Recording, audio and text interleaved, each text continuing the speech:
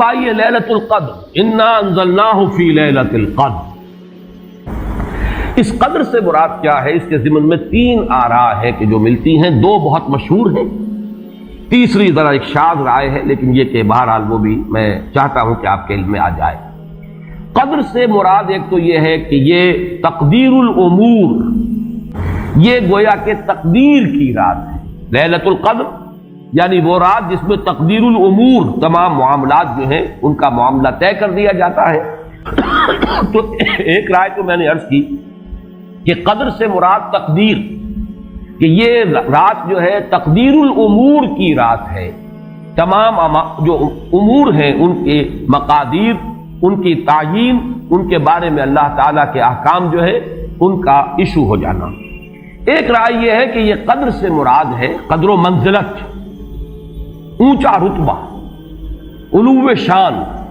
منزلہ اور شرف۔ اب اس کی تائید ہوتی ہے، معلوم ایسا ہوتا ہے کہ یہ دونوں باتیں تو بیک وقت جو ہے مراد ہیں، اسی لیے میں نے کہا یہ دونوں اقوال بہت مشہور بھی ہیں، اور میرے نزدیک یہ دونوں ہی اس میں، یہ ذو معنیین لفظ کے طور پر یہاں استعمال ہوا، یہ دونوں ہی مراد ہیں۔ یہ رات خود اپنی جگہ پر بھی بجائے خود، جسے ہم کہتے ہیں بجائے خود بھی بہت قدر و منزلت کی رات ہے، اور اس شب میں 1 سال کے معاملات جو ہیں وہ فرشتوں کے حوالے کر دیے جاتے ہیں۔ اس اعتبار سے اس کو کہا گیا لیلہ مبارکہ، انا انزلناہ فی لیلۃ مبارکہ، یہ خود مبارک ہے، اس کے اندر برکتیں ہیں، اس کے اندر عظمت ہے، اس کی اپنی شان بلند ہے، علو مرتبت کی حامل ہے یہ رات۔ یہ دو مفہوم جو ہے، جب تو میں نے جیسا کہ عرض کیا، یہ تو بہت کثرت کے ساتھ ہیں اور یہی زیادہ مشہور بھی ہیں۔ ایک تیسرا مفہوم جو شاذ ہے، جو لیا گیا قدر سے، کہ قدر کا ایک مفہوم ہے تنگی کا بھی، جیسے کہ سورۃ الفجر میں ہم پڑھ چکے ہیں، فَأَمَّا الْإِنسَانُ إِذَا مَا ابْتَلَاهُ رَبُّهُ فَأَكْرَمَهُ وَنَعَّمَهُ فَيَقُولُ رَبِّي أَكْرَمَنِ وَأَمَّا إِذَا مَا ابْتَلَاهُ فَقَدَرَ عَلَيْهِ رِزْقَهُ فَيَقُولُ رَبِّي أَهَانَنِ۔ انسان کا معاملہ عجیب ہے کہ جب اس کا رب اس کا امتحان لیتا ہے، اسے آزماتا ہے، نعمتیں دے کر، عزت دے کر، تو کہتا میرے رب نے مجھے عزت دے دی، اور جب اس کا رب اس کو آزماتا ہے اس پر رزق کو تنگ کر کے، تو وہ کہتا میرے رب نے مجھے ذلیل کر دیا۔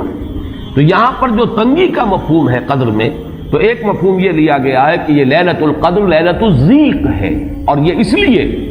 کہ اس زمین پر اتنی کثرت سے، اتنی کثیر تعداد میں فرشتے نازل ہوتے ہیں کہ تنگی پیدا ہو جاتی ہے۔ اب اس کے بعد سوال پیدا ہوتا ہے کہ یہ رات جو ہے مخفی کیوں رکھی گئی؟ تعین کے ساتھ کچھ معلوم نہیں، یہ رات کون سی رات،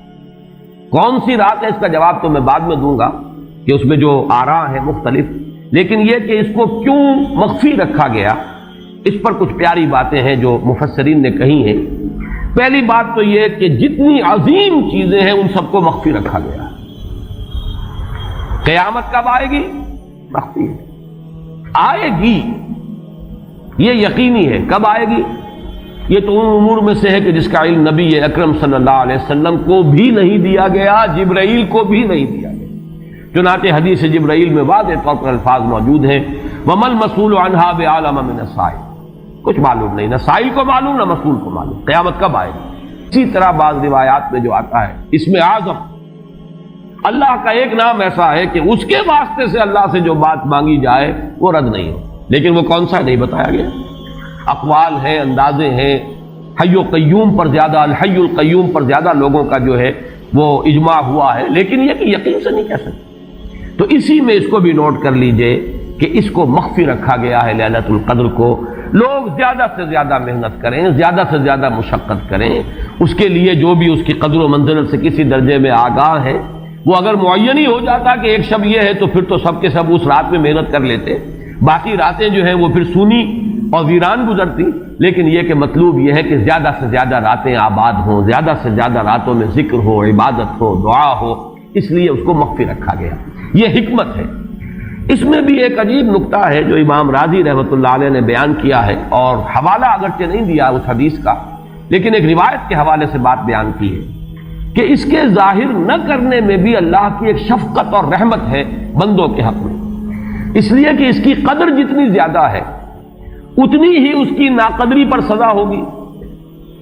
اگر معلوم ہو کہ یہ شب ہے اور اس کی ناقدری کوئی انسان کرے تو گویا کہ پھر وہ اتنا ہی زیادہ مورد عقاب اور مورد سزا بن جائے گا۔ اس کے لیے ایک بڑا پیارا واقعہ نقل کیا امام راضی نے کہ حضور صلی اللہ علیہ وسلم حضرت علی رضی اللہ تعالی عنہ ایک روز مسجد میں داخل ہوئے، ساتھ ہی آئے ہیں، دیکھا کہ ایک شخص سو رہا ہے، نماز کا وقت ہو چکا تھا۔ حضور نے حضرت علی سے فرمایا کہ اسے جگا دو، اسے ہوش میں لے آؤ تاکہ یہ وضو کرے، نماز کے لیے تیاری کرے۔ حضرت علی نے امتثال امر کیا، جا کر جگا دیا۔ لیکن پھر ایک سوال کیا حضرت علی نے کہ حضور آپ تو خود نیکی کے کاموں میں بہت سبقت فرمانے والے ہیں، سباق بالخیر یہ لفظ آئے، سبقت کرنے والے بہت کثرت کے ساتھ، تو آپ نے یہ جو ہے یہ کام خود کیوں نہیں فرمایا اور مجھے کیوں اس کے لیے آپ نے حکم دیا؟ آپ خود بھی اسے جگا سکتے تھے۔ آپ نے فرمایا کہ تم اس کی حکمت کو سمجھ لو، میرے جگانے پر اگر وہ نہ جاگتا اور انکار کر دیتا تو کفر ہو جاتا اس کے حق میں، اور تمہارے جگانے پر اگر کوئی تساہل سے بھی وہ کام لیتا تو وہ کفر نہ ہوتا۔ تو یہ ایک فرق ہے کہ اللہ تعالیٰ کی طرف سے ایک شفقت ہے کہ حضور صلی اللہ علیہ وسلم جگاتے اور کسی درجے میں وہ انکار کر دیتا۔ کبھی ایسا بھی ہوتا آدمی نیند میں ہے اور وہ کہتا جاؤ جاؤ مجھے آرام کرنے دو، تو اگر میرے ساتھ یہ معاملہ ہوتا تو وہ کفر کے درجے کو پہنچ جاتی بات، لیکن اگر تمہارے ساتھ یہ معاملہ ہو بھی جاتا تو اس درجے شدید نہ ہوتا۔ تو گویا کہ حضور نے اس شخص پر شفقت کے اعتبار سے یہ شکل اختیار کی کہ خود نہیں جگایا، بلکہ یہ کہ حضرت علی رضی اللہ تعالیٰ عنہ کو حکم دیا کہ اسے جگا دو۔ تو یہ نقطہ کہ لیلۃ القدر کے اخفاء میں یہ بات بھی ہے کہ اگر اس کو عیاں کر دیا جاتا، معین کر دیا جاتا، تو پھر جو لوگ اس سے غافل رہتے پھر وہ بہت سخت ناقدری کا ارتکاب کرتے اور بڑی سزا کے مستوجب ہو جاتے۔ اب آپ چھٹی بحث ہے کہ وہ رات کون سی ہے۔ اجماع ہے کہ یہ رمضان مبارک ہی کی ایک شب، لیکن رمضان مبارک کی کون سی شب ہے اس پر بعض مفسرین نے تو لکھا ہے کہ 40 قول ہیں۔ چنانچہ صاحب تفسیر مظہری قاضی ثناء اللہ پانی پتی نے، میں نے وہ تفصیل تو نہیں پڑھی، کہ 40 قول نقل، لیکن امام راضی نے جو 9 قول نقل کیے ہیں وہ میں تیزی کے ساتھ آپ کو سنا دیتا ہوں۔ ابن رزین رحمہ اللہ کا قول یہ ہے کہ رمضان کی پہلی شب ہے۔ حضرت حسن بصری رحمت اللہ علیہ یہ ہے تابعین میں سے، اس لیے میں رضی اللہ عنہ نہیں کہہ رہا، رحمت اللہ علیہ۔ حضرت حسن بصری رحمت اللہ علیہ کی رائے ہے کہ یہ 17ویں شب ہے، یعنی وہ شب کہ پھر جس کے اگلے دن جو ہے وہ غزوہ بدر ہوا ہے، یوم الفرقان۔ حضرت انس رضی اللہ تعالی عنہ مرفوعاً روایت کرتے ہیں کہ یہ 19ویں شب ہے۔ محمد بن اسحاق جو بہت بڑے سیرت نگار ہیں حضور کے، ان کا قول ہے کہ یہ 21ویں شب ہے۔ حضرت عبداللہ ابن عباس رضی اللہ تعالی عنہما سے قول جو ہے مروی ہے کہ یہ 23ویں شب ہے۔ حضرت عبداللہ ابن مسعود رضی اللہ تعالی عنہ سے مروی ہے کہ یہ 24ویں شب ہے، اور اس کو میں ذرا اہمیت دیتا ہوں اس لیے کہ 24ویں شب جو ہے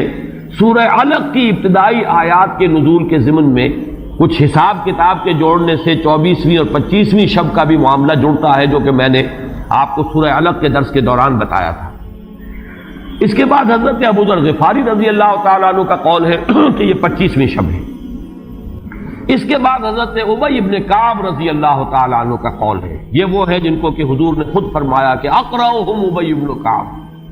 قرآن مجید کے سب سے بڑے قاری حضرت ابی ابن کعب ہے رضی اللہ تعالیٰ عنہ، اور ان کے بھی سینے پر آپ نے تھپکی دی تھی کہ ایک سوال کیا آپ نے کہ سب سے عظیم سورت کون سی ہے،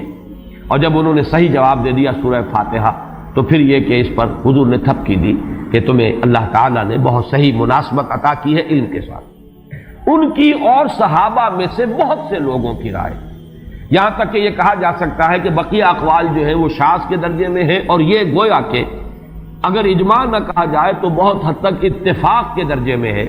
کہ یہ 27ویں شب ہے۔ اور اس 27ویں شب کے ضمن میں حضرت عبداللہ ابن عباس سے ایک روایت میں پہلے آپ کو بتا چکا ہوں کہ 23ویں شب، لیکن 27ویں شب کے ضمن میں جو مختلف روایات حضرت عبداللہ ابن عباس رضی اللہ تعالی عنہما سے مروی ہیں، ان میں بھی کچھ لطیف نکات ہیں، وہ میں بعد میں بیان کروں گا۔ اس کے بعد ایک شاذ قول اور بھی ہے کہ یہ 29ویں شب ہے۔ تو یہ گویا کہ 9 ہیں اقوال، جن میں سے بعض جلیل القدر صحابہ کے ہیں، عبداللہ ابن مسعود، ابو ذر غفاری، ابن عباس، ابی ابن کعب، لیکن یہ ہے کہ سب سے زیادہ جو اتفاق اگر اجماع نہ کہا جائے تو 27ویں شب پر ہے۔ اللہ تعالی ہم سب کو یہ لیلہ قدر اور لیلہ مبارکہ جو ہے اس کی برکات سے اور اس کی قدر و منزلت سے اور اس کے خیرات و حسنات سے متمتع ہونے کی توفیق عطا فرمائے۔